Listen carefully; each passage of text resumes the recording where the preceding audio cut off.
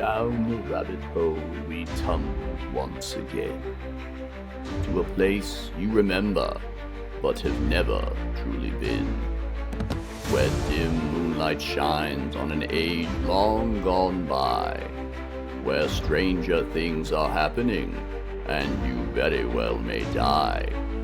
A wonderland unlike any you've ever seen before, captured by a darkness that will shake you to the core. Time is running out. The light is almost gone. Will you become a queen or perish as a pawn? Welcome to Building Wonderland, Nightmares and Dreamscapes. Good afternoon, everyone. Welcome to another episode of Building Wonderland, Nightmares and Dreamscapes. I'm your host, co-founder and head creative at Catastrophe Games, Kyle Shaw, aka the Design Merc. Here to pull back the curtain and show you how we're creating this brand new TTRPG world coming to Kickstarter later this year. We're building the cover design for Module 6 of our 14 module campaign. We're almost there. We should be able to finish up today. Let's get to work. So, we are working on the Module 6 cover, and if you joined us for the last episode, you'll recognize this guy. That, well, he's not very sad in the picture, but that is our sad hatter. Trust me, there is more to that story that you will find out coming soon. Right now, we have some editing to do because this is not our cover. It's a good idea. It's getting us there. If you remember the last episode, or if you didn't happen to catch it, we started out with nothing, with zero. And first had to build this version of the Hatter themselves.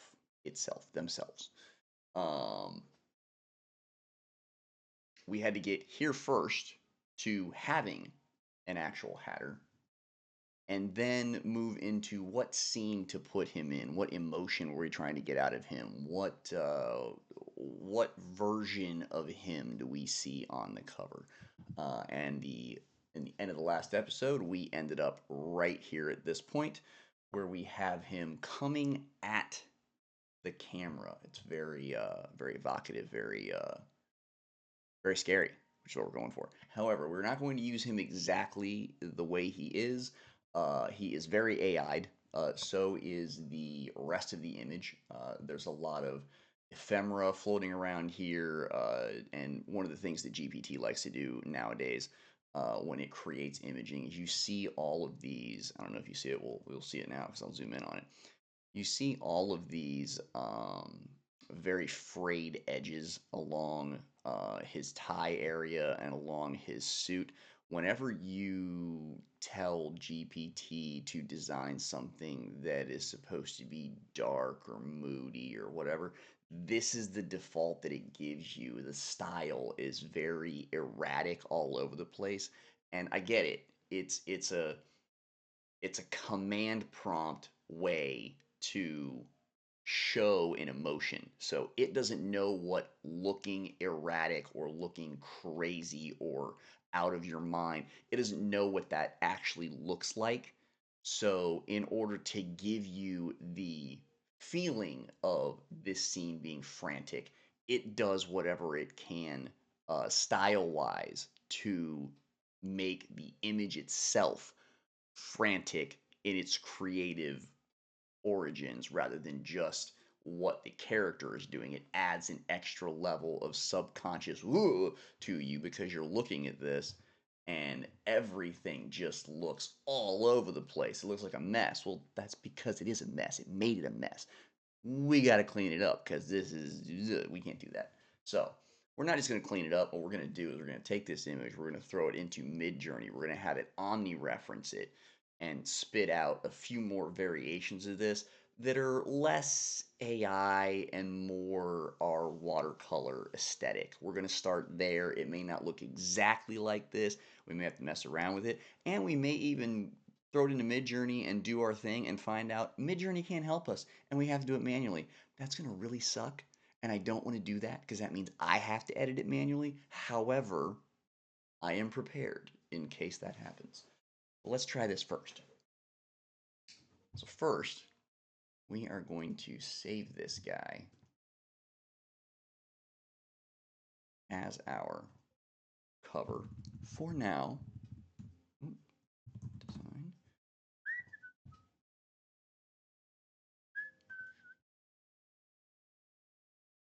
All right, we're going to save that.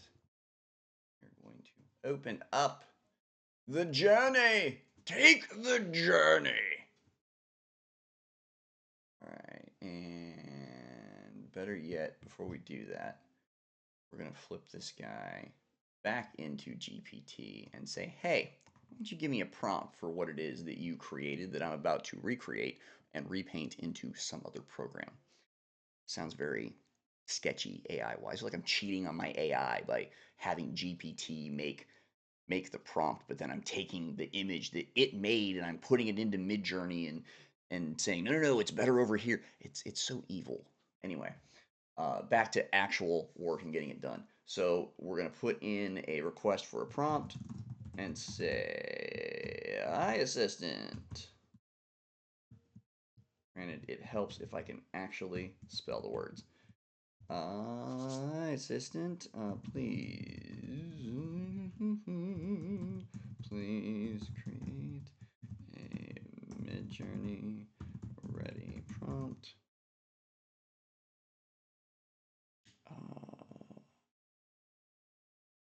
Using the attached image as an omni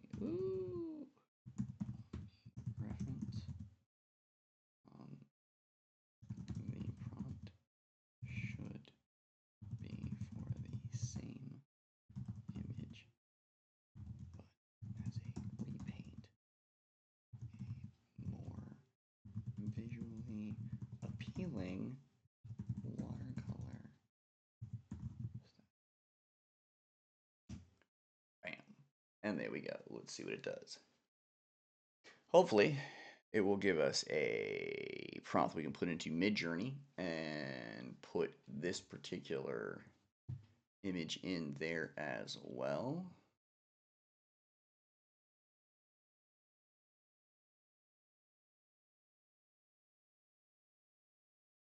You're seeing on your screen all these guys up here. These are the Hatter that we built. We started out with a black and white version of the Hatter that I've already created for the first module. We started out with him. We did a lot of prompting and editing and iterating and throwing into Photoshop and editing some things there and changing some things up. And we got to this guy, and then we started iterating him. And as you can see, he went from a little bit in your screen there. You'll see he went from this guy to now the eyes are black and the suit is a little dingier and the hat is a little bit more bent to this is where his sash is garbage, the eyes are gone, the bow tie is frazzled, the suit is destroyed. Like you can see the progress in those through those images. And then we took this guy and did some more with him, and now we are at our current state. Whoa, where are we at? Oh,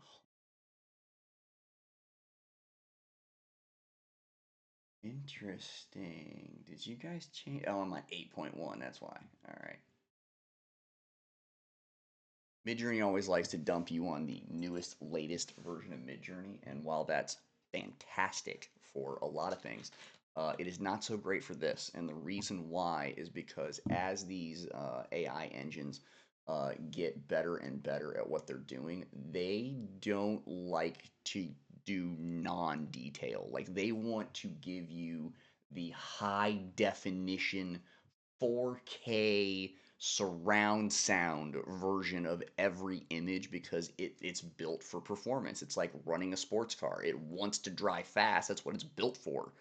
Um, so the newer versions of Midjourney want things to be more detailed and more detailed and more detailed. And while I like putting detail into what I'm designing, the style of watercolor that we're using is not always that detailed and needs to be a little more general and a little more painted and a little more artistic in its nature. And it has a real hard time like letting off the gas for those. So I try to use a little bit older versions of Midjourney when I can because that way I have a better tendency to get the things that I'm looking for in the style that I'm looking for them. So let's go check this prompt out.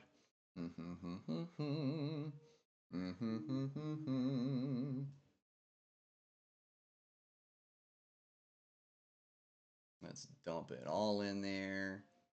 It says Omni Strength 300, which I think is quite a bit, but you know, what do I know? Not a whole lot. All right, stylize 250, 100, close enough, and bing, bang, boom. Off we go. We're going to get a couple of these. Just to get something that's a little more the style that we're looking for. That was a great, it's a transitional image, is how I like to think of it, because it got us from the static, like portrait image of the Hatter into something with a little more action into it and what the emotion is in the room and on the cover. It got us that part. So now that we have that, now we have to kind of refine the art part and then the content of what's in the room and what's going on. So it's not so slapdash. Look at this. It's throwing all kinds of interesting stuff in here that I was not expecting. Look at that. Okay. What is going on with your face, my dude? It looks like it's like peeling off. I mean, okay. Something going on there.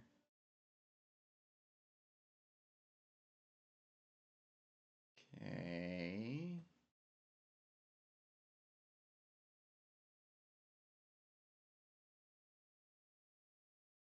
Yeah, I don't understand where all the coloring is coming from. Did it ask it to do that? It must have. Oh, I love that. He's got a hand inside a hand. Look at that.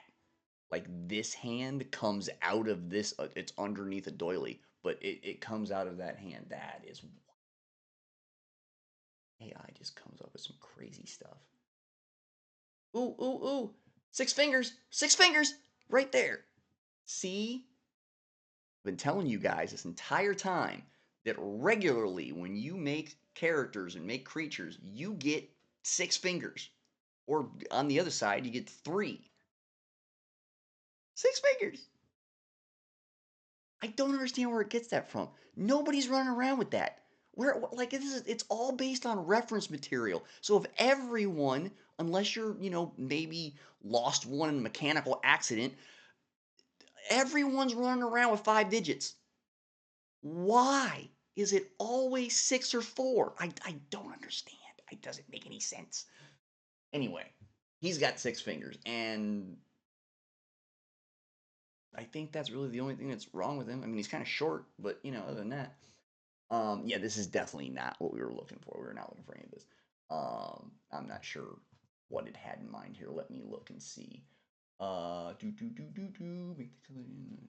Oh no, I did not ask you to do that. I mean, I did, but not like that. Okay, so here's a little lesson in when you say open-ended things to AI and it gives you something back that you didn't ask for, like rubbing the genie lamp and making a wish, and then you get something that's way off to the left or way off to the right, and you're like, that's not what I asked for. And they go, well, you said this and this and this, and those are the things that all those things apply. It just did the same thing to me. So I said that I wanted this repainted in a more visually appealing watercolor style. So it decided to make all the colors, all the colors. I get it. That's not what I meant. That's not what I meant. I meant make it less chaotic. Make it not look like there's broken dishes everywhere that like yeah, like all of this PC shit that AI likes to throw around. It does that. Like whether you like it or not, there's always going to be all this artifact garbage everywhere. I really wish they would fix that.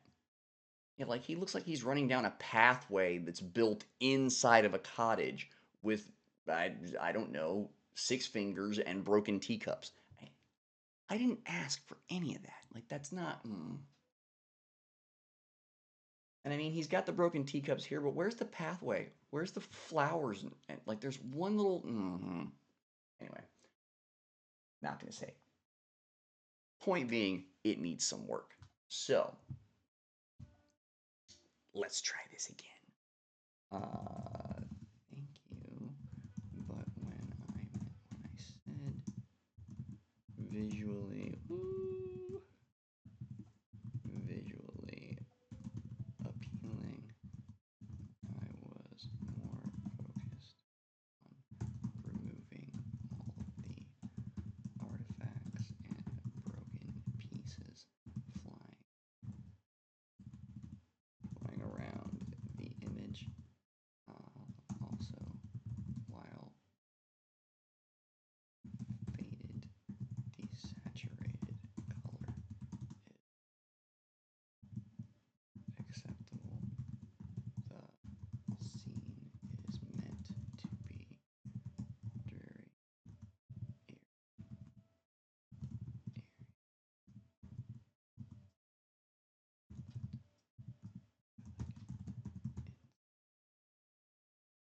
um,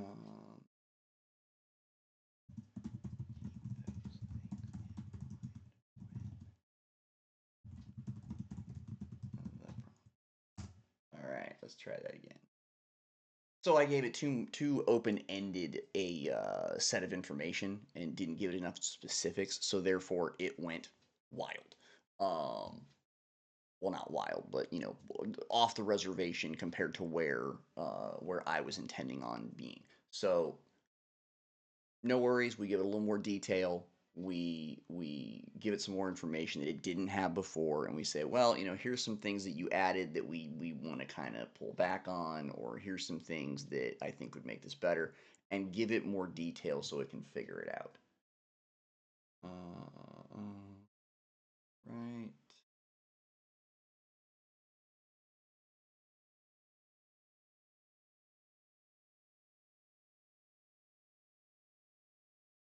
We're going to crank up the Omni to 500.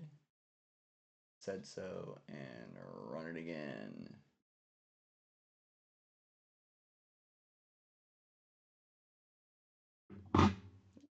See what we got.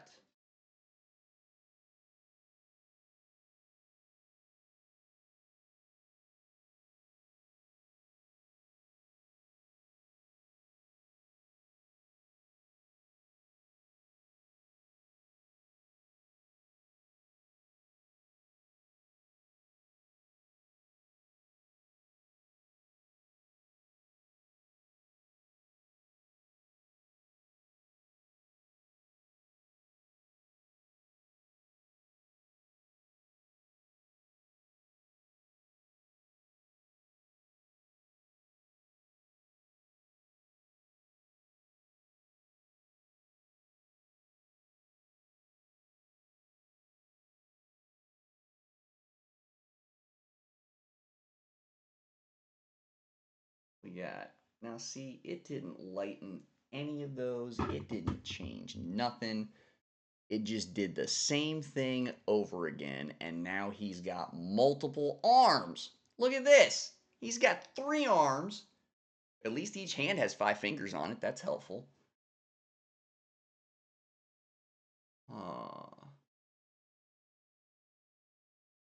Yeah, not a single one of these is what I'm looking for.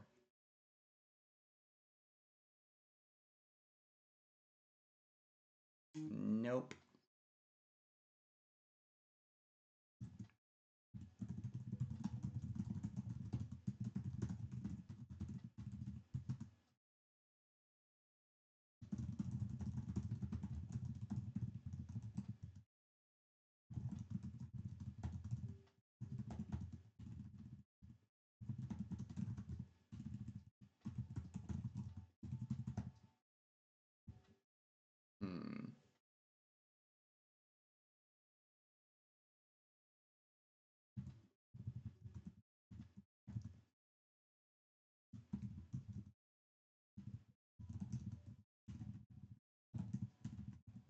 moment.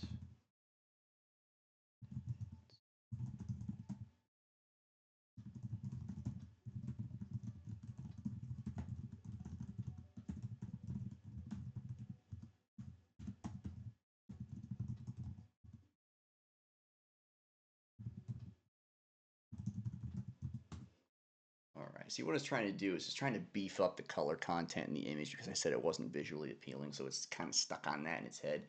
And it takes visually appealing differently. When you say it's not visually appealing enough to AI, it immediately goes, "Ooh, more color. Let's just add more color. Let's make more color here, more color there, and pink and purple and red." And that's how it handles that request. That's not what I meant.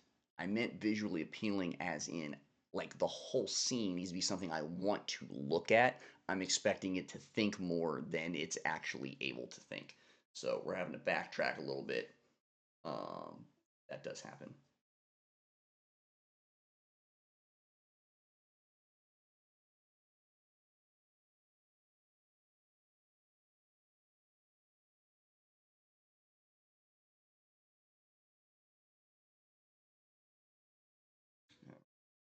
Let's see. That might be a better one. Give me one moment.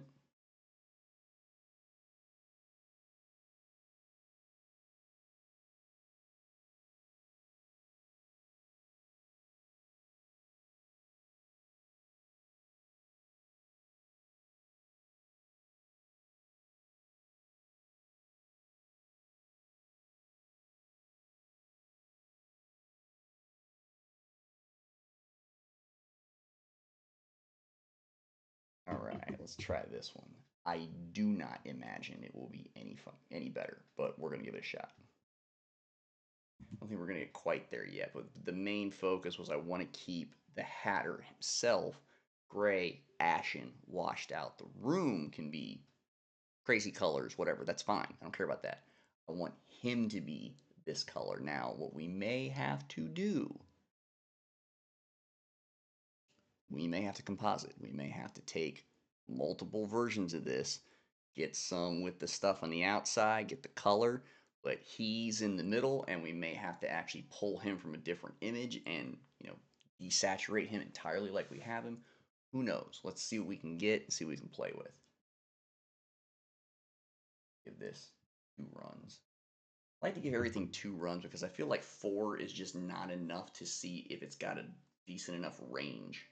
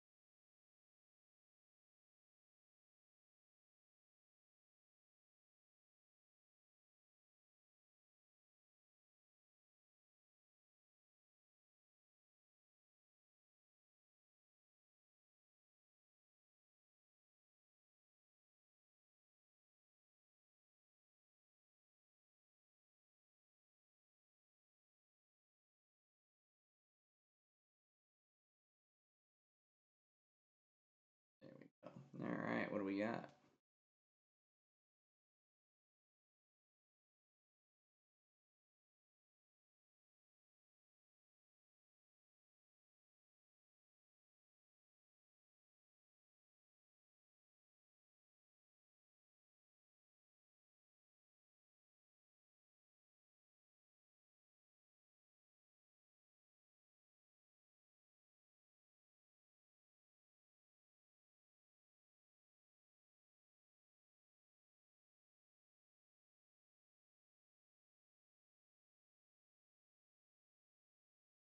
Right. And see, kind of, not really. Why does he look like Superman? That's not at all. I didn't ask for that. See something else, kids? You see anything that doesn't look right? 6 fingers! There he is again. This is what I'm talking about. Looks perfectly natural. Which one do you even get rid of? Yeah, it's wild out there in the AI world. Anyway, these guys are not what I was looking for at all. Um, let us. Let me look back at this thing first because maybe this is just too much. Let's see.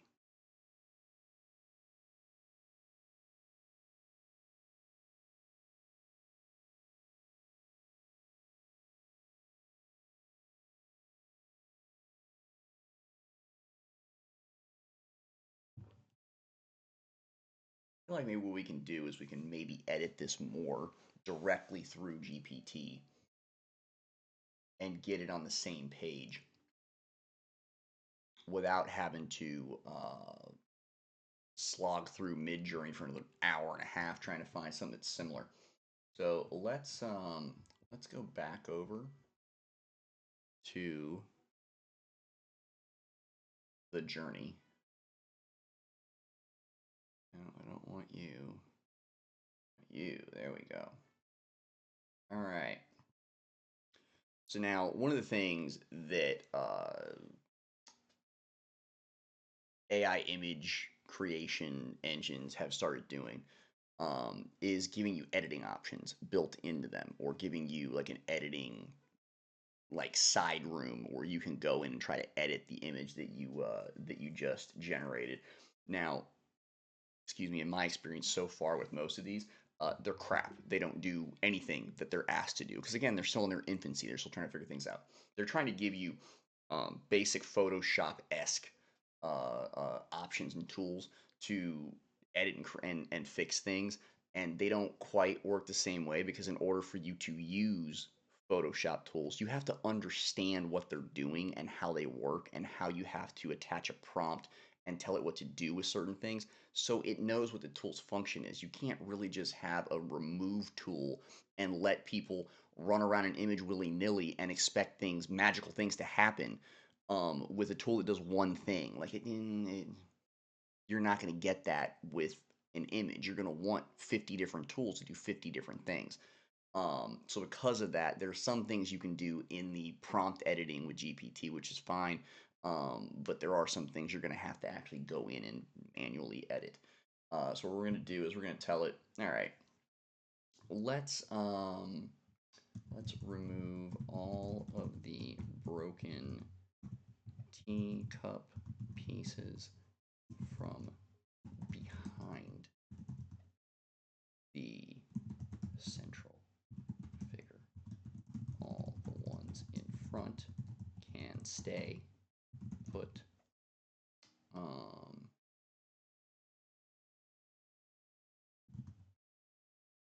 Soften the edges on the character himself and repaint in a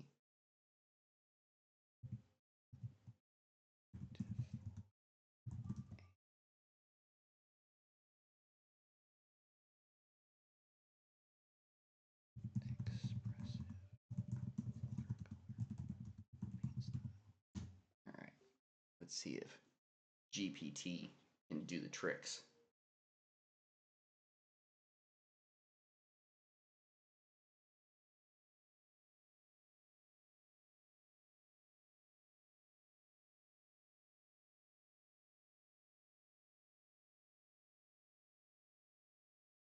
All right.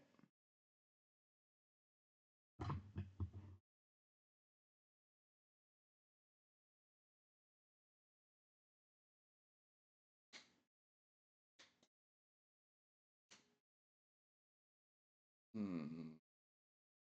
What do we got? What do we got? What do we got?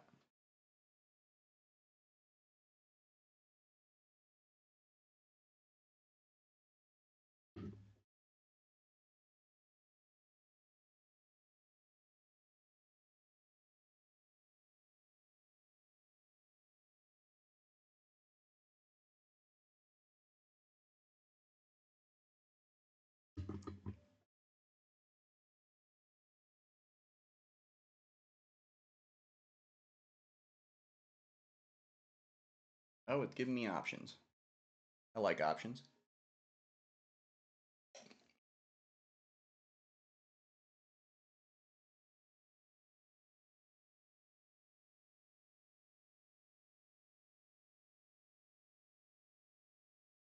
Not giving me options? Just the one. Well, that's rude. You had multiple up there. All right. Anyway, I mean, it did what I asked. Kind of. It got rid of the crockery, but man, did it fail on the painting. Hmm.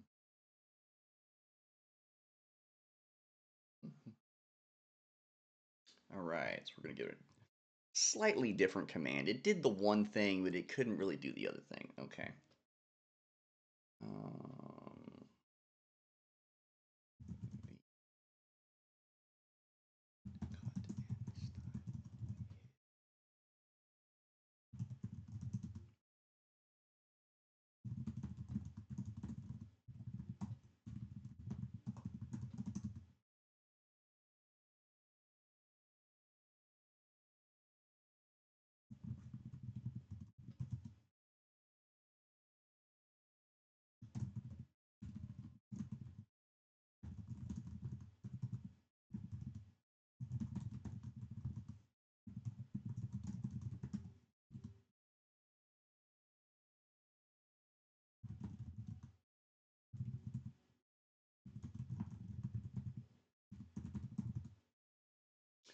right, without the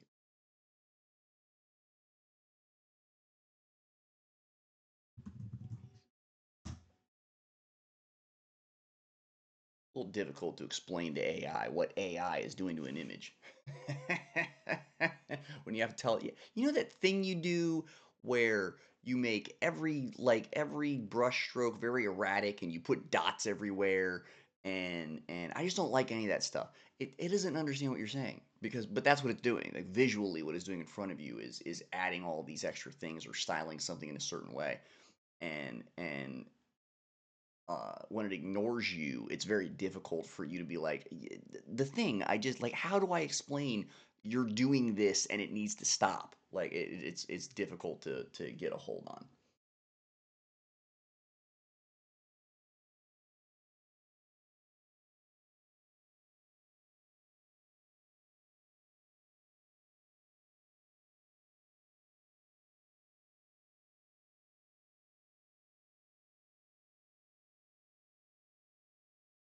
I think next time I'm going to have it actually do three. So I'm not sitting here this long waiting for one.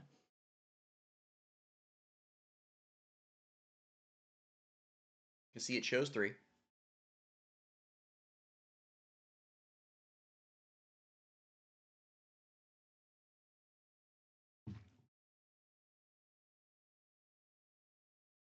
See, now we're kind of getting away from our guy.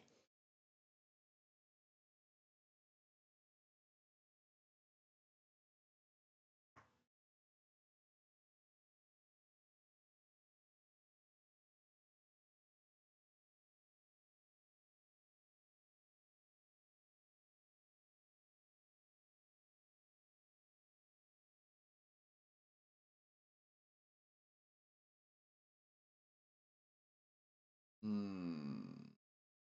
What do we think about him? I think he is incredibly boring suit wise. I can tell you that much. Don't feel like I don't feel like he's like worn enough.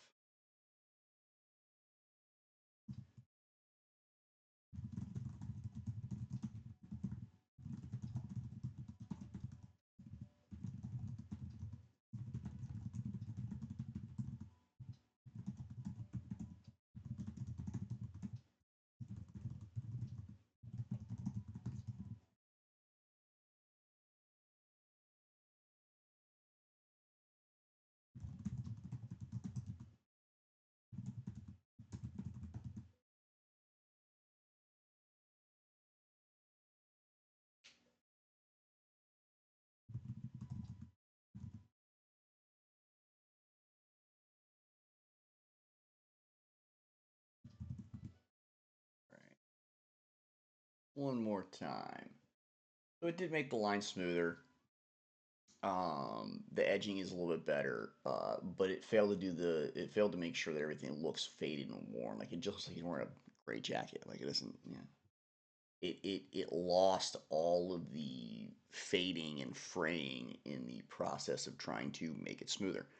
Because again, AI thinks those two things are the same thing. They think they're interconnected. When you tell it, "Oh, I want it faded and worn," it automatically equates that to, in order to make it look faded and worn, it has to look choppy and erratic, which is not always the case. Like that's not the case. But that's the way that its like word prompt combination turns into a visual action. That's how it processes it. So when you tell it to, fade or age something, it just makes it, erratic and crazy rather than, changing the texture of what it is you're looking at in certain spots. Um, yeah.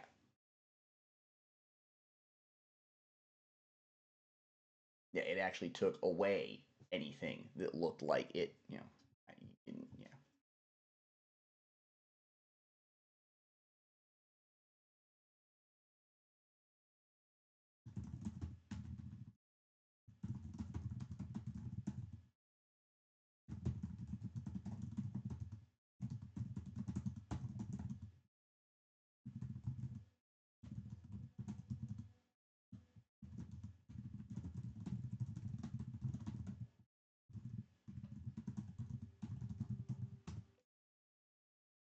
I love when you have to tell an auntie, you know that command I just gave you? You completely ignored it and did the actual direct opposite of what I asked you to do.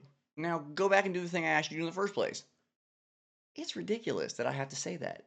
Like, I can understand that if you had to say that to, like, a child or another human, because, there's a certain level of choice to ignore you there.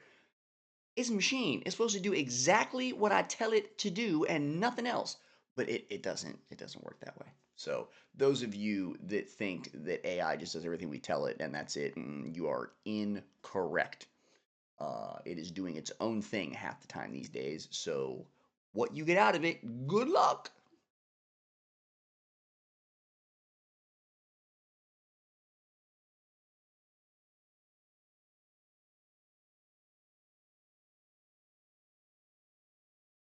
Now it's telling me that the hat and jacket will look aged with stains and moth-eaten spots. I bet it goes back looking the way it did before. Oh, look at that. It looks exactly like it did a second ago. Yeah. So that has done me no good. So here's where we run into problems, kids.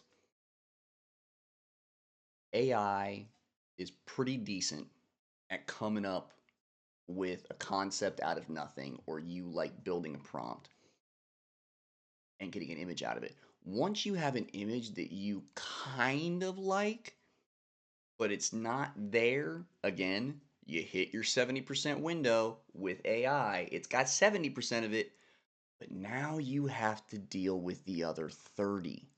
How you going to do that? Because it sucks at it. It is not good at dealing with the other 30%. As you have seen, it doesn't even listen to what you ask it to do. So you got to call this guy and he's got to put it into Photoshop and he's got to do editing. So now I'm going to have to manually edit all of this nonsense everywhere,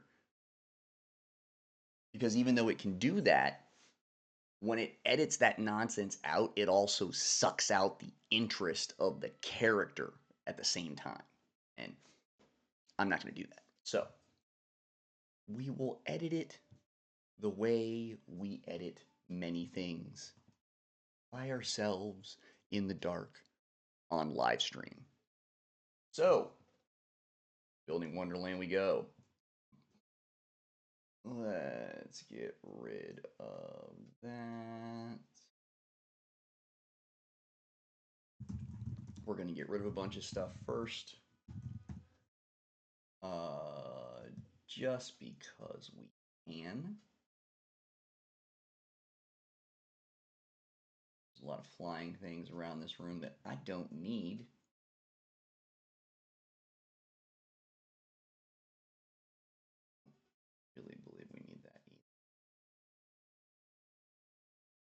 understand how the teacup pieces and things are flying behind him. That just seems a little ridiculous to me. All right, let's get rid of those things first and see what we're left with. Let that think about it.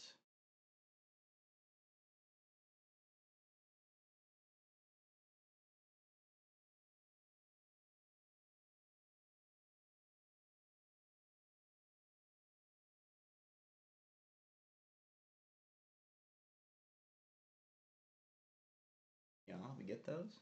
All right.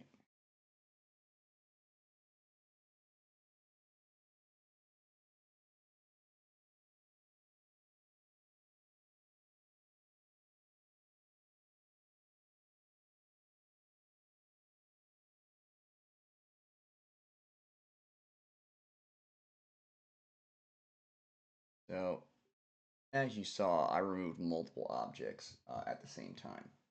And occasionally I will do that because you're running around trying to clear artifacts out of an image. And sometimes it works, sometimes it's great. But here's the caveat to that. If you go and you remove multiple objects at the same time, you only get three variations to start, and then you have to run it again, and it gives you three more variations.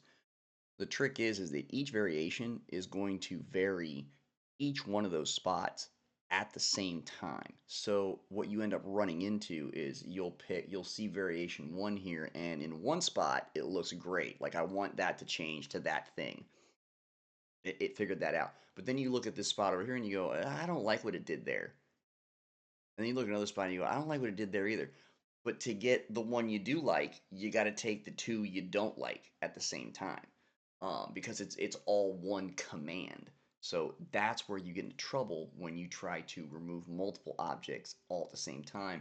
Every variation that you get inside generative AI is going to vary all those at the same time in different ways, and it's like baking a batch of muffins. Sure, you put in 10 or 12 or whatever comes with it, but you're going to have like two of them that just didn't make it for one reason or another. It doesn't matter what it is, but two of them are just not going to make it. Well, it's in a pan where you can take them all out individually. With this, if you do them all at the same time, you can't jack them out individually. You have to cut them independently as separate layers. And what a nightmare that turns into. Just don't do that function with all of them.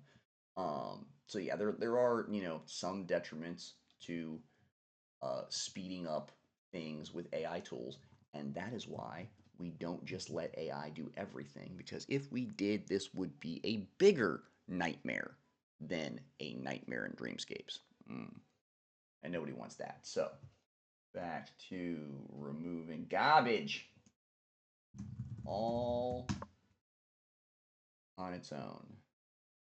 He's not too bad. I mean, that the hair is good erratically. The sash is good. We're gonna trim up around his hat because that's just ridiculous. This is pretty decent. He's got some drama over here. Some things going on with his coat.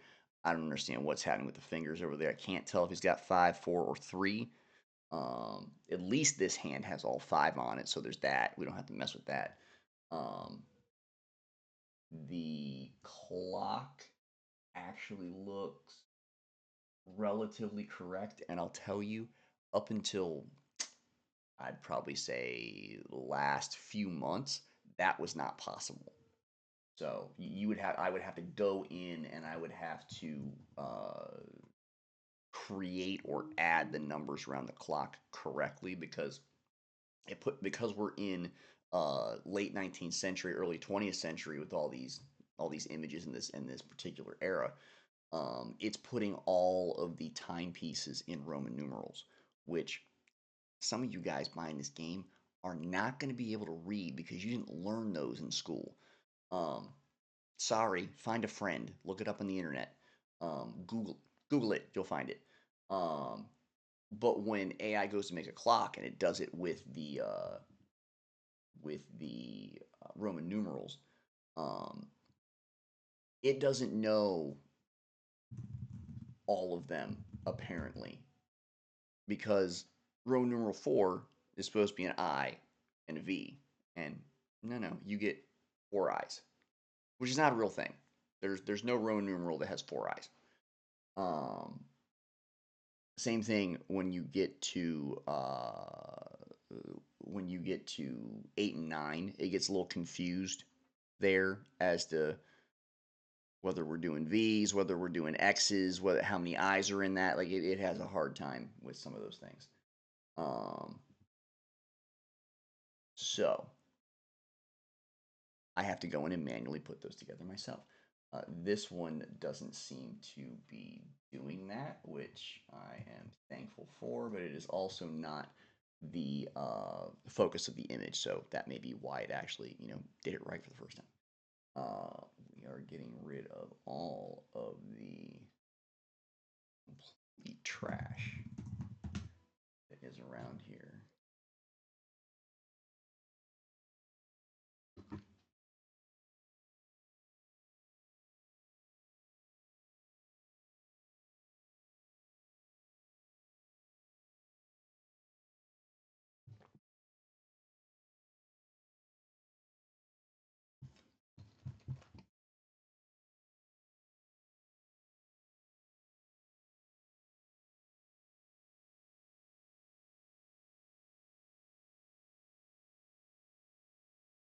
Wow. All right. We're going to fix that clock. I thought I wouldn't have to, but I'm going to have to. Because once we take these pieces out, this whole side of the clock is missing. This whole side right here is off. Yeah, we're going to fix that too. So.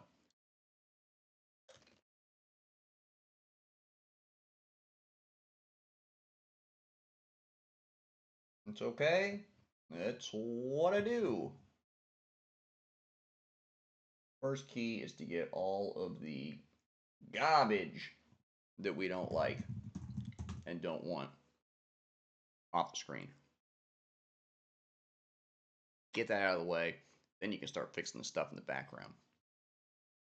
Yeah, see, you see this whole side of this grandfather clock here is off. Like it's got this edge here and this edge here. Where's the other one? The rest of it is just gone. Yeah, so we're gonna have to fix that. That is okay. Oh, hold on. Let us approve. Then we'll get rid of this nonsense. And again, there is no telling how we'll end up exactly working out this image. It may be where I clean it up a bit. I fix some things, I remove some things, I add some things. We throw some color into it. Like I may do some editing here in Photoshop and then refeed it back through either Midjourney or GPT, just to see if I get a result that is not necessarily better, but just looks more fluid, I guess is the right word for it, um, and kind of go from there. But that might not happen. We might just fix the whole thing and go like, that's it, we're good, this is perfect. Um, as long as we get the end result, I'll tell you, folks, I don't care how we get there. That's not my concern. I understand that there are certain designers out there, I'm sure, that have set methods and how they do things and how they design things, and everything they make is run through that process. My process is based on the word, or I'm sorry, on the phrase, be ready to pivot. That's what my process is, because at any point in time, there's a very good chance that some shit I'm doing is not going to work, and I'm gonna have to some other way to get to the end result of what I am trying to get to. So because I've kind of learned to design with that kind of mantra hanging over my head, um, I'll use all the tools. Some are AI, great. Some aren't AI, sure, I don't care. Most of Photoshop is still manual, so like it doesn't really matter. which one you're using. I'm trying to make sure that we are putting out the best product at the highest quality that we possibly can.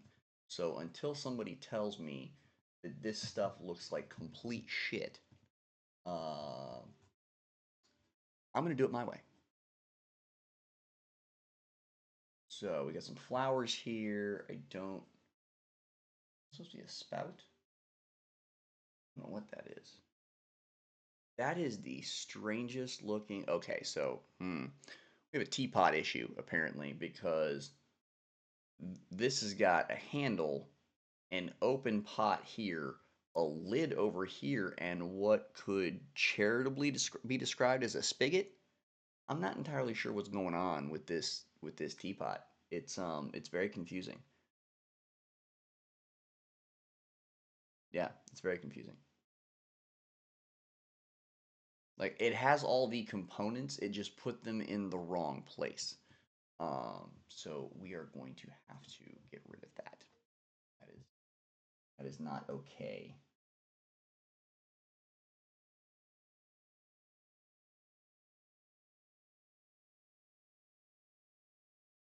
All right, remove object.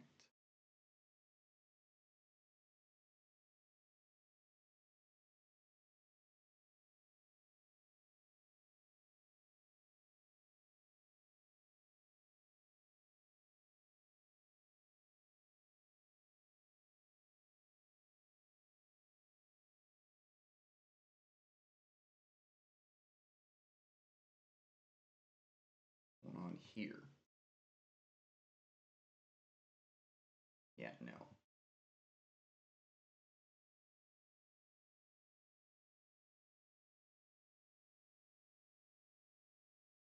Yeah, this one might be a little tricky to build out quickly, so it may take us a few hours here to do all the cleaning and fix all the things.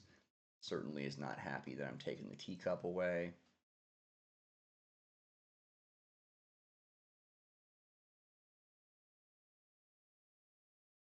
Not the teacup, the teapot. Uh, all that. Let's get rid.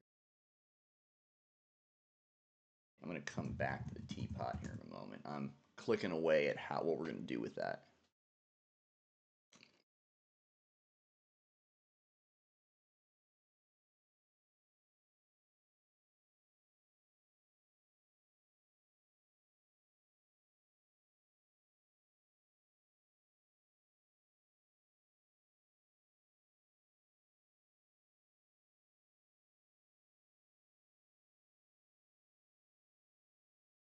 That's not too bad. We can keep that.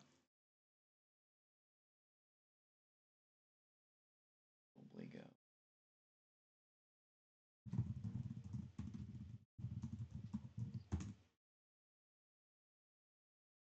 Whew. Oh, it's all right, folks. That must mean that I need chocolate. So here's what we're going to do.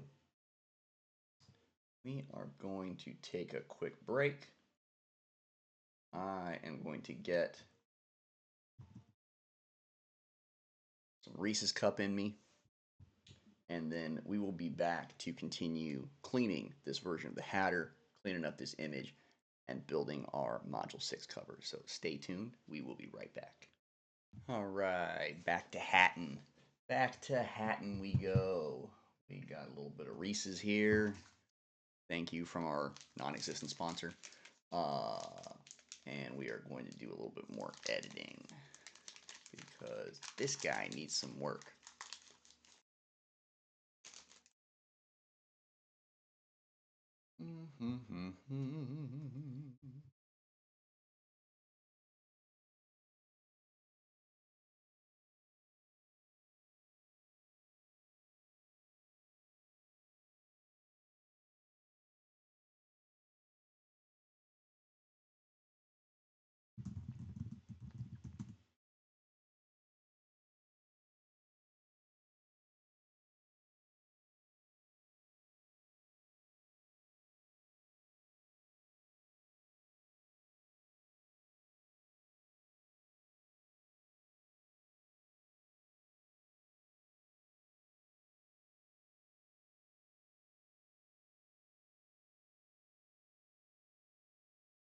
all kinds of problems you got to edit out here.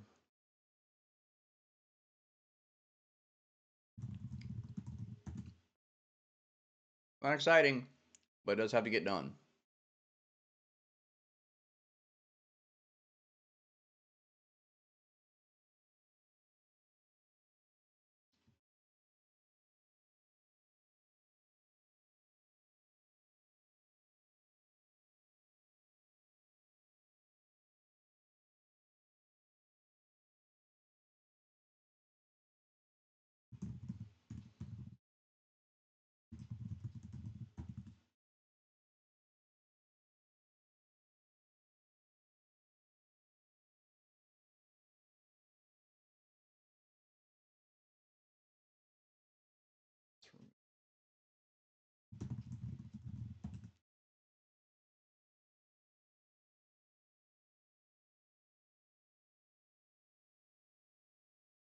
Oh, now this is something that we haven't really done.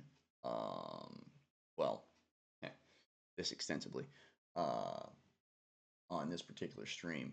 What I am going to end up doing, because I do like this image, I do like the intensity of it. I think it actually would end up being a great cover, um, even though the entire thing is kind of AI generated. I'm going to clean this whole thing up. I think. I think we're gonna clean it all up. We may try to repaint it. We may not. I may just try to do a thorough clean on it and basically strip it of all the nonsense that doesn't need to be there. Um, Simply because I like where his hand's at. I like the expression on his face. Um, I like what it's done with his hat, and I like it looks like he's knocking over the tea table and coming after you, or in this case, after Lorena. Um, so like I like all of those things. It's just there's so much chaos and there's so much garbage everywhere. If I can just hone in and clean all that garbage up, we may not need to bother with doing a bunch of other editing or find another image or whatever. We can kind of go with this because it has all the parts that I want in it right now. It just needs to be super cleaned. So this might be a little boring, might be a little tedious, but we're going to do it. We're going to clean it. I think what we might actually do this episode is just kind of chill out a little bit, at least for the rest of this episode, because it hasn't been so chill up to this. But chill out a little bit. Just slowly get rid of all the garbage that's not needed in this image. I won't talk quite as much, drive you guys nuts. You can just watch the cleaning. I will say this before we go any further. I'm sure people are wondering, what is Wonderland, Nightmares and Dreamscapes? What exactly are you doing? Well, for those of you that are unfamiliar with the Dungeons and Dragons and TTRPG community, that is who this is for. We are building a tabletop role playing game that is 5.5e compatible. Well, I say we are building. We have built a 500 plus page campaign, which is 14 modules, roughly 50 plus pages each. 500 plus page campaign, a 500 plus page monster manual known as the Field Guide of Mad Monsters. We've created both those things. We are putting together minis and dice and maps and all kinds of Wonderland accoutrement that will be in our sets and available on the Kickstarter that is coming out later this year. What I can tell you is that The 14 module campaign, once Kickstarter is over, will be played over essentially 14 months, and we intend on that being a competitive campaign, uh, which means there's money involved. Uh, and to be completely honest, the more money there is in the Kickstarter, the more money there is in the tournament. So, you know, you guys figure the math out on that one. But that is the idea. There'll be a competitive campaign, monthly drops for each module, and as you go along, you will be competing against everyone else. There is a digital leaderboard that has been constructed, as well as a portal that I say Philip has built, to be able to categorize and track teams' movements through Wonderland as they go through this journey and play the game. So, if that's something you might be interested in, I will tell you that that is something that Wonderland Nightmares and Dreamscapes can provide. We also have a prequel tale. First 5 chapters are currently out on Patreon. We will also be showing some behind the scenes very soon of how our characters, how our cards, how our products in general are being created, and you'll be able to see a lot of that right here on this channel. So that should give you a little bit of a insight into what it is we're doing. And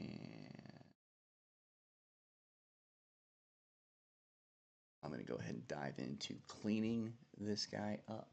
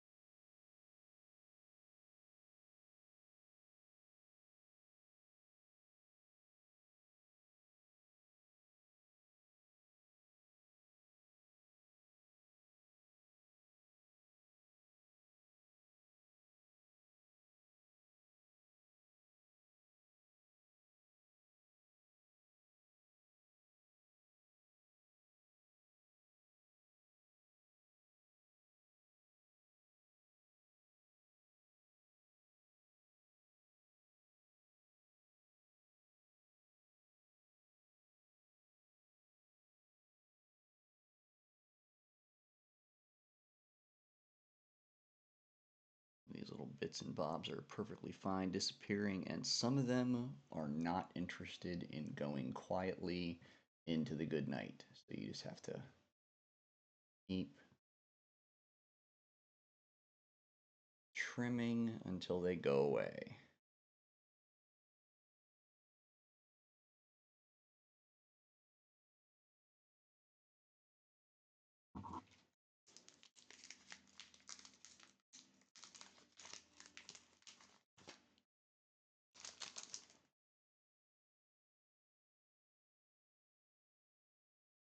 Looks like it's about time to put the glasses on.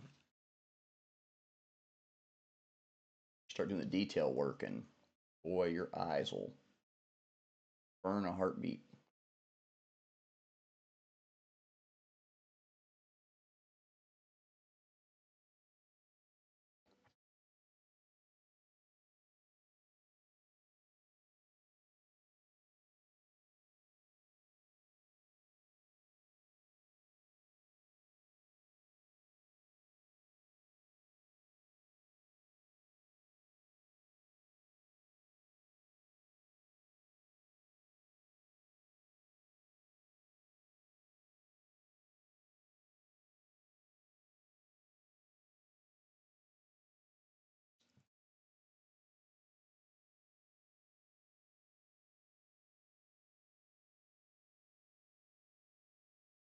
Mm-hmm.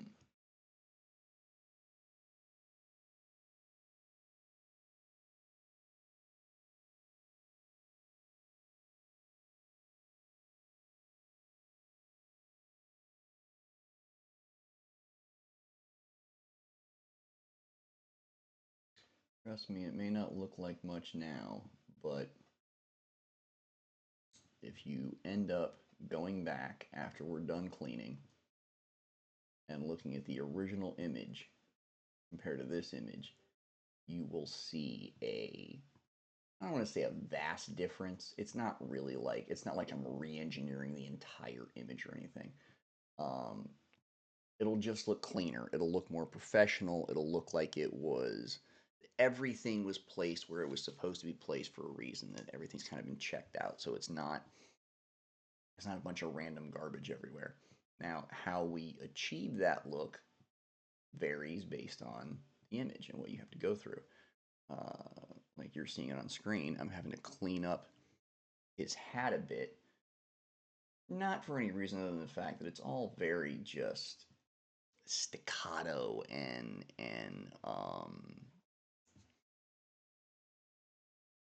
I don't know what the right it everything that you see looks so stippled.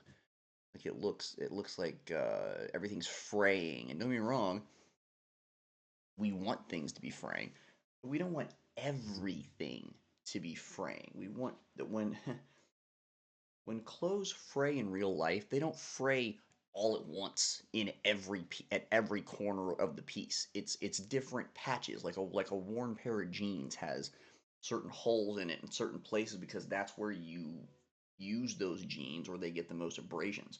So because of that, we're kind of trying to keep that realism here, and AI doesn't do the best job of that. It when you say you want something to look worn, it wants it to look worn, like everywhere.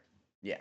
So we have to kind of come back around on that one and say, no, you went a little too far. Let's smooth things out a bit. So that is what we are doing.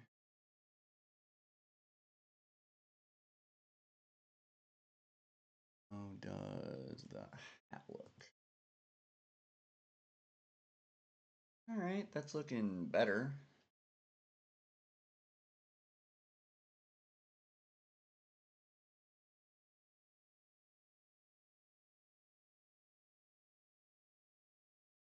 Feeling that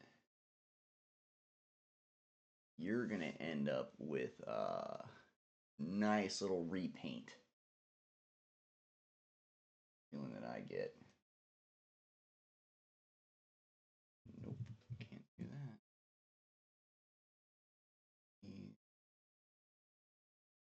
Yeah, I think there's gonna be just too much that needs to be edited. Um, for me just to edit it manually and not do a repaint. Um, we'll probably do both. just to be safe.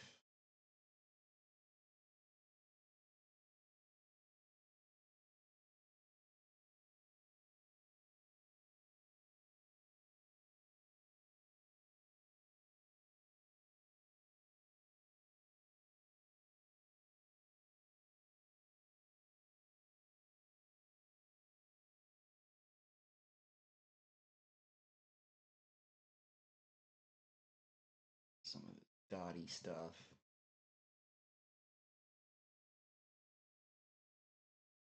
AI can get very dotty if you're not careful. It puts little white dots all over stuff. Does that? Actually, I take that back. That's more of a GPT thing. It's not really a Mid-Journey GPT thing.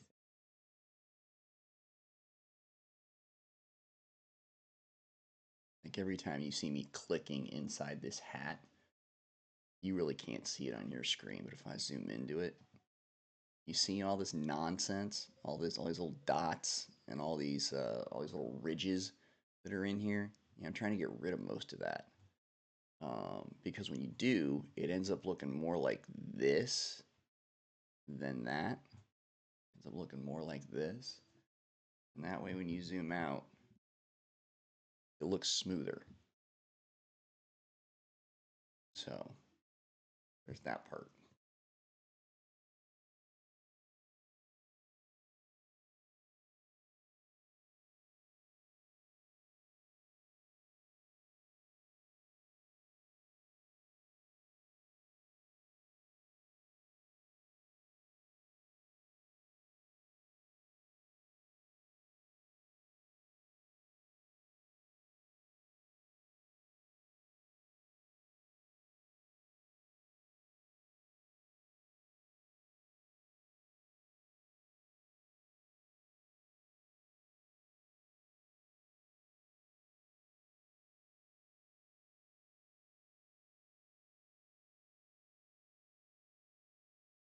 Keep going. It's not super exciting. Maybe there's a little ASMR out of this. I mean, I don't feel it. I don't feel it that way, but I know watching can be a little more, I guess, therapeutic. So here's what we're gonna do. We'll try something out here. Let's say for the next 20 minutes or so, we are just going to quietly work on this bad boy and move all the little pieces of garbage that we need to get rid of and make this look the way we want it to. So we'll try this out. We'll go into kind of silent mode here for the next 20 and see how that works.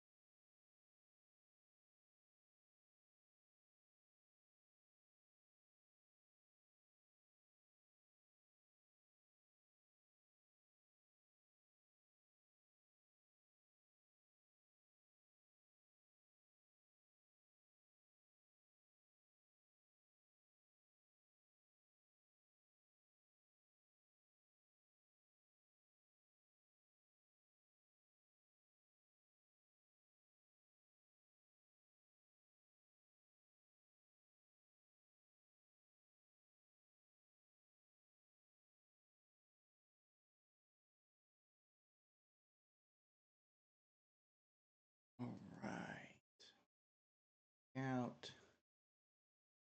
That's quite a bit cleaner. But I will tell you, doing that for longer than 20 minutes at a time will put you in a coma. So, I'm going to take a little break, rejuvenate myself, and come back and do some more cleaning. So, 10-15 minutes, and I'll see you back right here at this station. Alrighty then, we are back.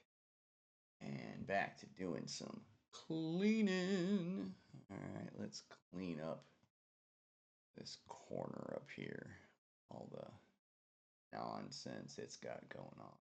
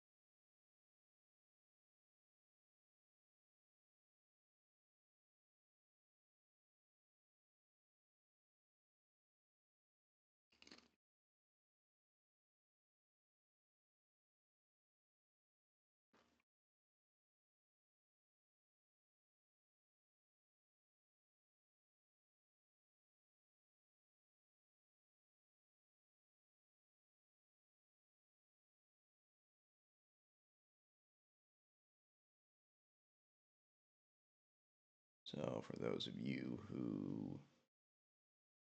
are watching this for the first time or are just getting introduced to our little channel,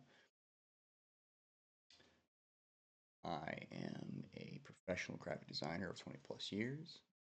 I'm working on a world building project in the world of Wonderland. I'm co-founder of Creative Catastrophe Games with my partner Philip Bishop, and he is the creator of the gameplay, the mechanics, and the campaign of Wonderland, Nightmares, and Dreamscapes. I, on the other hand, am your humble creator. I make everything look pretty. That's my job. So, what you're seeing now is you're watching me build one of the covers for a 14 module campaign for the tabletop role playing game Wonderland, Nightmares, and Dreamscape.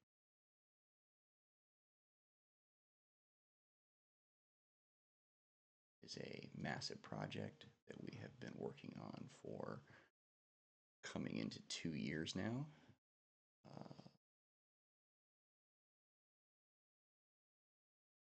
And we are looking to launch later this year on Kickstarter. So if you are interested in getting your piece of Wonderland, I would suggest checking out our Kickstarter. Right now, it is in pre-launch. Just search Wonderland, Nightmares, and Dreamscapes on Kickstarter, and it will be the first and only thing that you find. Feel free to sign up there real quick, and that way you get notified when the Kickstarter goes live. If you're looking for more on Wonderland, Nightmares, and Dreamscapes, you can check out our website at creative-catastrophe.com. You can also check out our Instagram. It's at Creative Catastrophe Games. If you would like a little bit more into the story of Wonderland, Nightmares, and Dreamscapes, and exactly how we are getting from the original Carroll books to this very eerie and quite possibly scary version and era of Wonderland, I would suggest you check out our Patreon, the link for which is below here. That Patreon includes the first 5 chapters of Wonderland, Tales of a Queen, which is our bridge or prequel tale to Nightmares and Dreamscapes. It begins at the end of Carroll's novels, at the end of Through the Looking Glass, when Alice is crowned queen. It begins there and tells the tales and adventures between then and the beginning of Wonderland, Nightmares, and Dreamscapes. Will be 11 chapters total. We'll be releasing the rest of those in the coming months as we lead up to the Kickstarter. Lots of fun things coming out very, very soon. And you're seeing a little part of it here with our behind the scenes on how the covers for our modules are being designed. Where, from what I understand, we are doing something that either has not been done before or is very rare, where someone who is designing a upcoming TTRPG is actually live streaming their work and showing you how they come up with characters and the images and artwork for said release. Like I said, I've been doing design for 20 plus years. This is also the first time that anyone has ever watched me design outside of my lovely wife. I generally do this in the comfort and quiet of my own office with no one looking on. This is a first for you and a first for me. What we're doing right now is cleaning up this image. If you are joining us for the first time in this episode, part of our production process is the use of AI and AI tools. This particular image was based off of an image that I created or helped create with some Photoshop editing and with some Midjourney, which is an AI imaging editor or creator, excuse me. Image generator, I believe, is the word we're using now, or the phrase we're using now. We also use GPT 2.0, also another AI service, and that was what was able to create our current character that we're working with here, Mr. Hatter.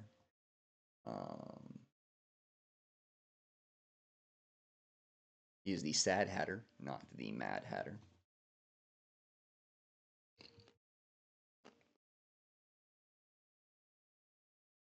So it might be a little hard to tell from this image. That is understandable.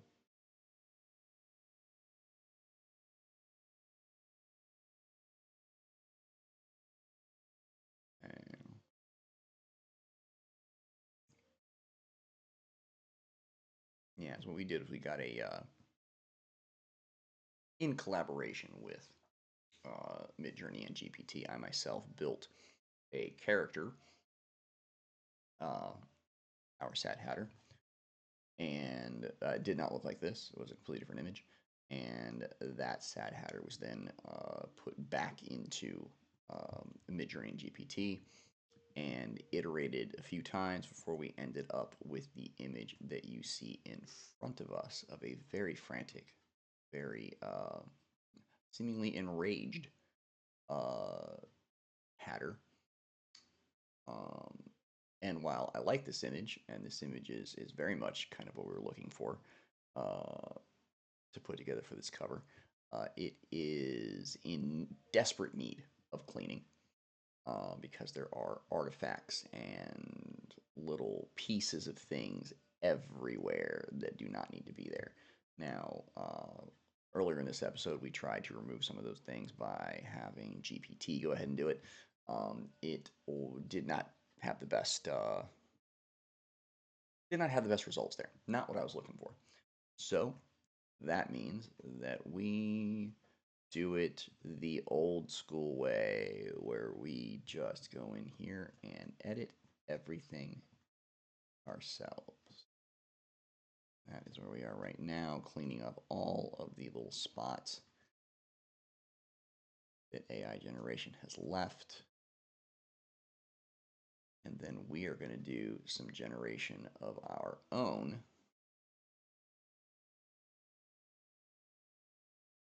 Once we have this guy right where we want him, he is definitely already looking better when he came in the door.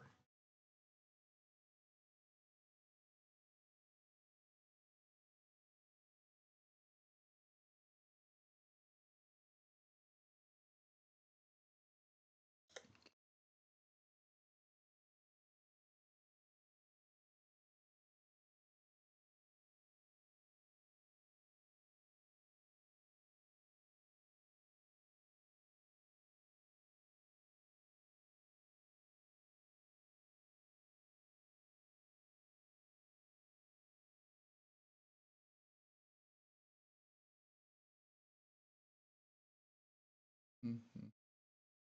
Mm-hmm.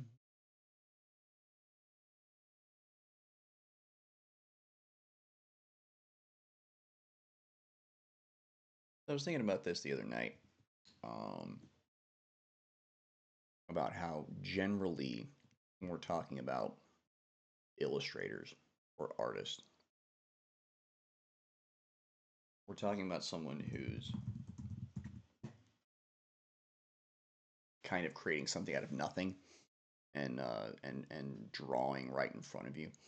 Um, I was thinking, I find that most of my time is, especially digitally, most of my time is not spent uh, drawing things. It's spent removing things and erasing things that don't belong there. And then I thought about it a little bit more, and that really is what you run into when you start using AI generation along in your process. Um, I take that back. It's not specific to AI in the process. It's specific when you start using digital tools, and you're not even hand drawing on like a Wacom board or an iPad or anything like that. If you're actually still using doing digital design in Photoshop and Illustrator without an actual pen and tablet setup, really most of what you do is not specifically creating something from nothing. It's taking a something that you already have and editing it and turning it into the something that you need or the something you're looking to create. Spend more time doing that. But I was thinking about it and wondering, okay, so you guys see me, working on this on screen, and I'm spending quite a lot of time cleaning objects and removing things and knowing when something doesn't look right, I kind of paint over it and put something else in there. It's very much like reverse painting. I'm wondering how close that process ends up being to actually painting on a canvas, because when you're painting on the canvas, you have like the blank canvas and you start painting things on it. And there really is no way to erase. Erase doesn't exist with paint. What you do is you end up blending and you cover over it with more paint or whatever it is that you want to do. Um,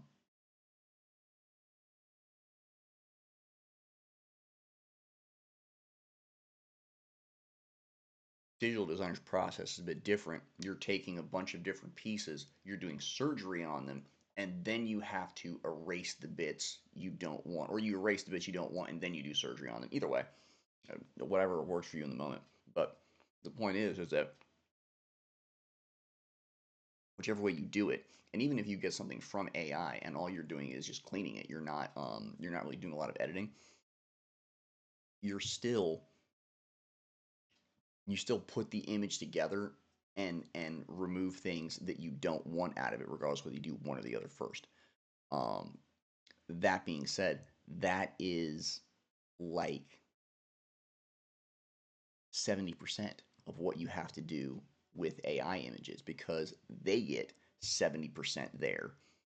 And the other 30% is usually garbage it made up, or like this, there's just garbage everywhere. There's little bits and pieces of things all over the place that don't need to be there, and AI just puts them there for what reason we don't know. I don't know if they're ghosts. I don't know what the reasoning is for doing that. If it's a design issue, a translation into design, I'm not sure. What causes that. However, it is a regular, constant thing that does not seem to change. So you have to adapt with it. So I find I end up doing more um, more erasing and more removing of objects and, cutting and chopping, doing this, um, then, well, I mean, it's kind of the reverse of what a painter does because I'm taking the image and then I'm removing the things out of it I don't need, where they're building the image with the ability without the ability to remove anything out of it. They just have to stack things on top and get to where they want to go. And what I have to do is remove things to get where I want to go. I guess that's where my the similarity in my head is going, is something like that. So I'm just wondering if that makes any sense. It does to me, and that's what counts. We're still removing all of these little pieces. Like I said, it is not exciting, but it is a very important part of the process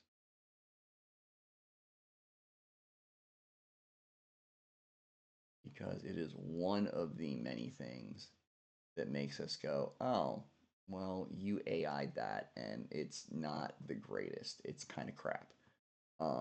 We don't want anybody to look at anything we've done and go, oh, that's kind of crap. Yeah, that's not the answer we're looking for. Thankfully, so far, we have heard nothing but oohs, ahs, and take my money, which is exactly what I'm doing here. I can't really argue with any of that. We're just trying to make it exactly what everyone, including ourselves, believes that Wonderland, Nightmares, and Dreamscapes can be.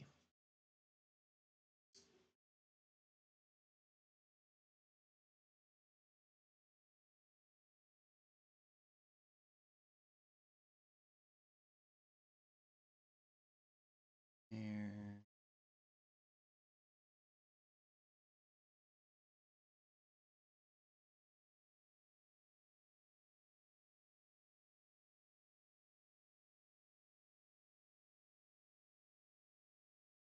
Or now I am fairly sure that is supposed to be a finger, but it does not look like one. It looks like a potato wedge. So we're going to remove that. If I got to put another finger in there myself, I will. But I'm definitely not using that one.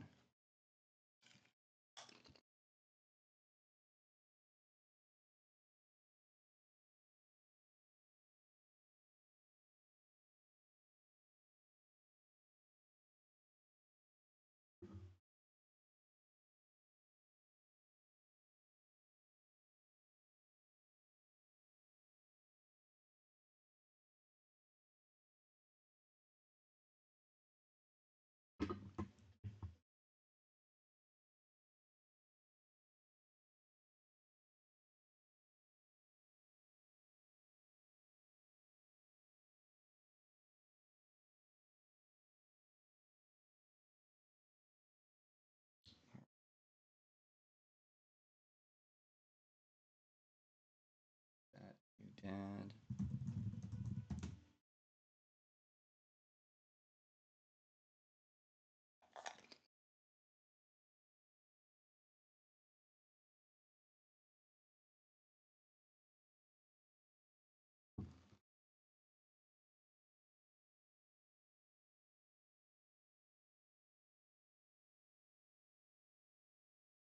This is definitely going to be the first time on the stream that you guys have seen me essentially have to erase my way to a cover. Most of the time, we've been building stuff, but like I said earlier, I like the cover. I like the image. I like the way that he's posed. I like a lot of things about this image itself. What I don't like is the slapdashery. Um, it's a little too much, and it needs to be cleaned out. And since apparently AI is not going to do that for us, we are going to have to do it the old school way with our infamous spot healing brush. Come in here, make this a little less ridiculous.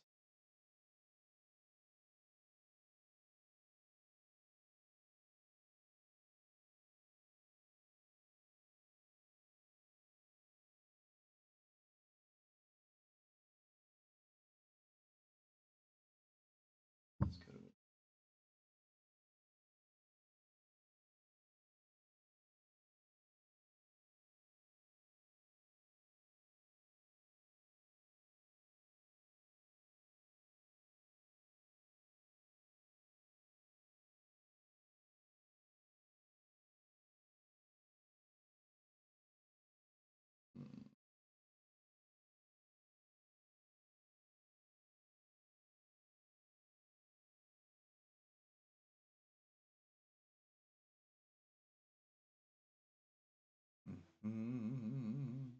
so many spots to erase and so little time.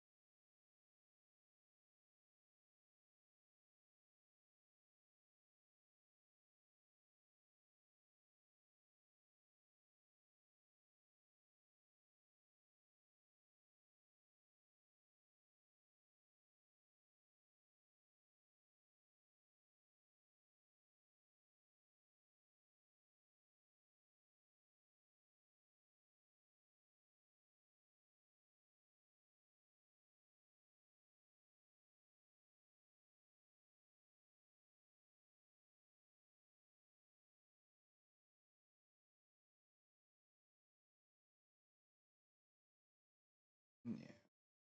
So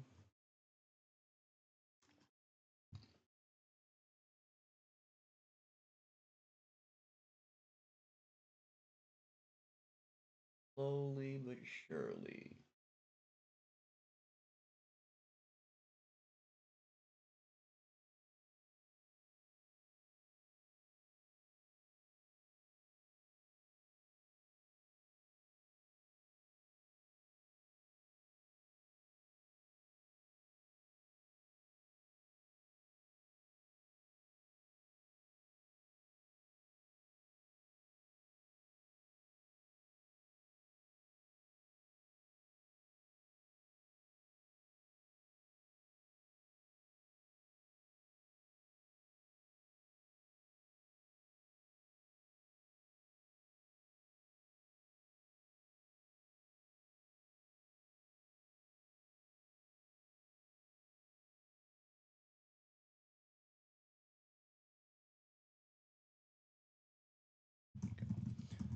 sometimes the bigger errors and the things you know, larger things you need to remove, like this little section down here needs to be yanked out.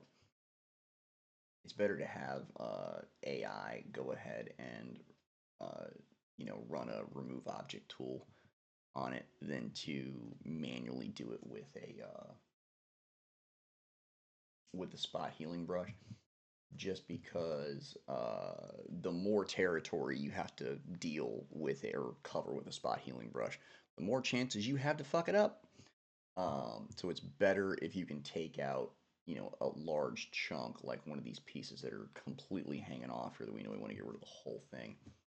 Um, it's just going to be faster if you know, generative AI remove object and let it like replace the background for you. Otherwise, you know, a little thing like that could take you 10 minutes to fix. Why when it can take 10 seconds? Like that just it doesn't seem like a good use of time if we have another tool that can do it for us. And that truly is how Philip and I view um, the generative AI tools that we use. We view them as tools. They are part of a toolkit, just like your screwdriver, just like your hammer. Um, there are certain things that AI can do fairly well. Like I said, 70% is like, you know, the top you're getting for most things. It's funny, even, you know, coders will tell you that even though they're talking about, oh, you know, coding is dead and no one will need to code anymore because the AI can write an app or, you know, build software or whatever, just based off of prompts and stuff. They're finding now that they go back and look at the AI code, and one or two things is happening. Either they're writing code in there that is incorrect and doesn't need to be in there, or is extra, or whatever. So it's not clean code. Or, and I've heard this recently too, there's a fair amount of instances being reported now where AI is writing in its own language. So if you have to go and edit that code for any reason going forward, you can't because you don't read AI speak or whatever it is that they're talking in or coding in. So there are even problems with that side of it. So there really is, it really is a matter of the the professionals still have to utilize AI as a tool, not as an answer to some, you know, all-encompassing question. It just doesn't work that way, guys. It just doesn't. Uh, would it be great if I could just type in prompts and have AI build Wonderland for me? Hell yeah. But if I could do that, that means anybody could do that, and that kind of defeats the point of creating things, doesn't it? Like, if we're just going to AI everything and go, oh, look at what my AI made, then I mean, that's not really creating anymore, is it? There's no, I mean, you're prompting, but there's no human interaction in there. You're not building anything. You're talking to a machine. That's why, like, regardless of the way that you know, the AI design route goes, with the different applications, with the legal issues, with the whatever. I'm still going to design. I'm going to use whatever tools there is that need to be used. Whatever new stuff comes up, whatever I've got to do to keep doing this. I enjoy doing this. I enjoy creating and I enjoy designing, and I've ridden it through several layers of different technology changes and upgrades, and you just got to keep bobbing and weaving. That's all you can do is just keep bobbing and weaving, and keep going with the stream, but yet doing your own thing. Because I'm not really a going with the stream guy. Not really my jam. Um, that being said, just so you guys are also aware, if you are uh, if you're a legitimate contract designer, now this does not translate to anyone getting work through Etsy or getting work through Dribble or well, I guess Dribble doesn't really count for that. Or anyone actually getting illustration work via their Instagram or whatever services are out there for that. Um, that's not what we're talking about. We're talking about people that do digital design like I do, or are digital graphic designers and live in that world. Uh, we, and I say we as being the representative of those people in this conversation, um, we don't have a choice but to learn the newest and latest and greatest apps and software that apply to our industry. Because if you want to continue working in it and making money, you need to have those things. Whether I agree with the way that content has been wrangled for uh, generative AI and for image generation does not matter to the people that are looking to hire you for a contract. They don't care. They just want to know whether you know how to use it or not, and which services you are comfortable using, et cetera, et cetera. Before AI was a big thing, I was uh, I was sitting down for meetings for contracts, and again, this is probably 2 to 3 years ago. You guys may or may not be familiar with an application called Figma. Figma is a structural design and UI kind of, what started as UI, but now I guess it's UI UX application that originally allowed you to build websites, storyboard, be able to do UI kit kind of construction, and send that information to potential clients or a client that you're working with to show them what it was you're building. And then as they've worked on this software, they've been able to get it to where you can not only create a user interface in using this application, but then you can go ahead and make it live through there, and it'll go ahead and write the code for you and all that fun stuff. That's a very light version of explaining what that is. Um, but for those of you who are not in design, that should pretty much handle it. Um, that software started out as super basic 2 or 3 years ago, and there was another option on the market at the time, Adobe XD, which also did essentially the same thing. Now, if you are a designer and you're in this world trying to make sure that your skills are up to date and you're using up to date software and whatnot, you get to a point with some things, like I did with this, where you have to choose which application you want to work with. And the problem with that is that the market will eventually choose for you, and you don't know which one it's going to pick. It may not pick the one that you're using. So then you end up wasting a bunch of time learning an application that does the same thing as the application that the public of graphic designers and contractors has chosen. And now you have to learn the other thing from scratch all over again because that's the one they chose. That's what happened to me with Figma and Adobe XD. Is I went with Adobe XD because everything I work in is Adobe, and that makes life a lot easier when all your applications talk to each other. Hi, Apple people.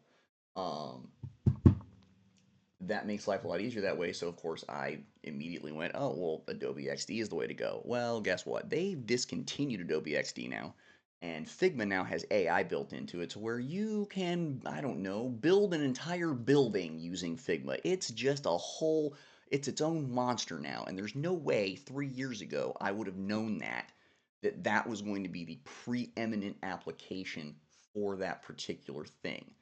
And unfortunately, as I was looking at contracting jobs and taking meetings, that was a requirement on every single one of them. They didn't care if what you were working in or what you were doing had any relation to you having to use that software. They wanted to know that you knew it, that you had it on your resume, that you actually have like knowledge for that. So I personally can't put Figma on my resume because I use Adobe XD.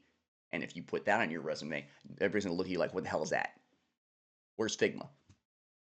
So that's what happens to graphic designers. We have to kind of run through the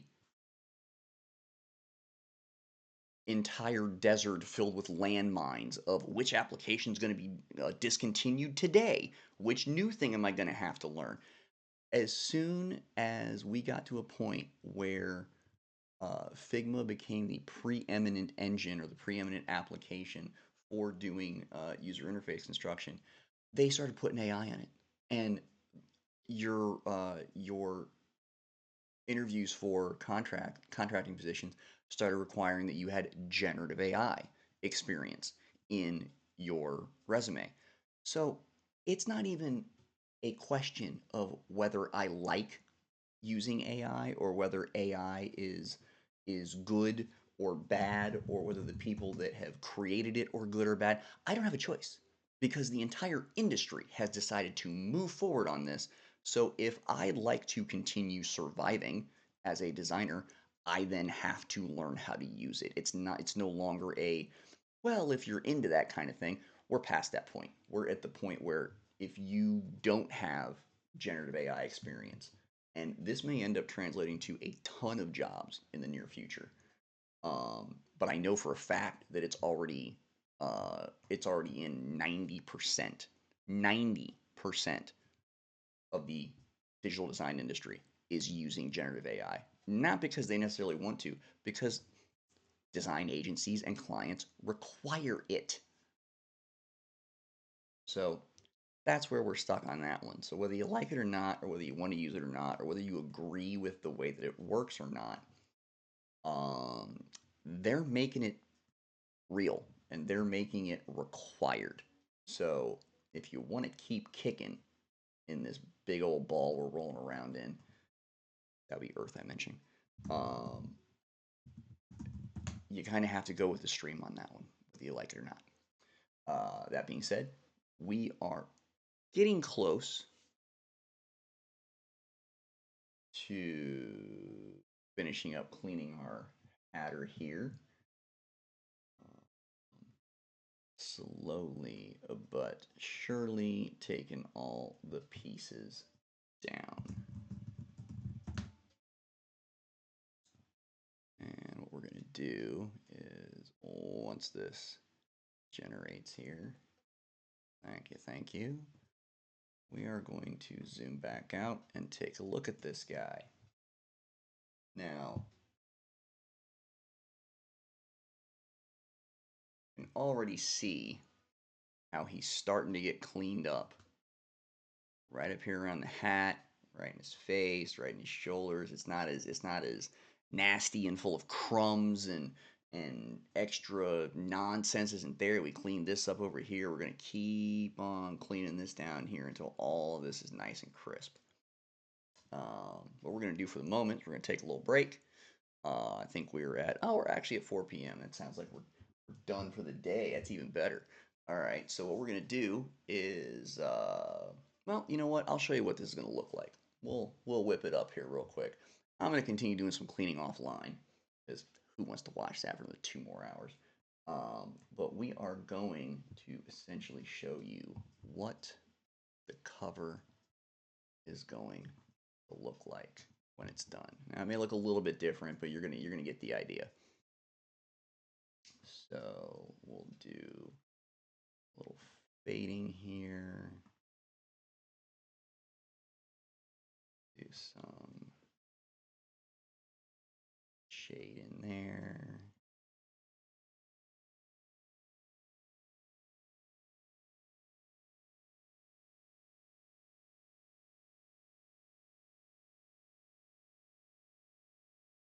A little bit more.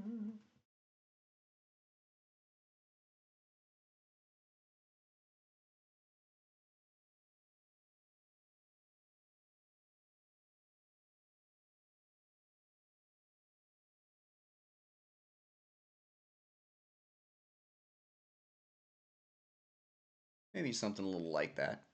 Let's zoom in a little bit. There we go. That is essentially what our Module 6 cover will look like. with our sad hatter being quite perturbed on there, so it seems. Yeah. So I think we can call Module 6 complete. How about you? I believe that looks like a pretty hot cover to me. And I think this one is almost in the bag. So I'm going to continue for a couple more hours, cleaning everything up, getting it nice and lined up and ready to rock and roll. Um, and then we will have a completed and finished Module 6 cover. So what I would do if I were you is to tune in tomorrow, 1 p.m. Eastern Standard Time, and you will see me working on Module 7. That's right, the cover for Module 7. We will be halfway through our module cover designs. We are going to bang this one out. And let me give you a little tidbit. We are going to be experiencing the White Rabbit's Clock Tower. That is going to be a very, very interesting build. So tune in tomorrow. We're going to get started. Same bat time, same bat channel right here.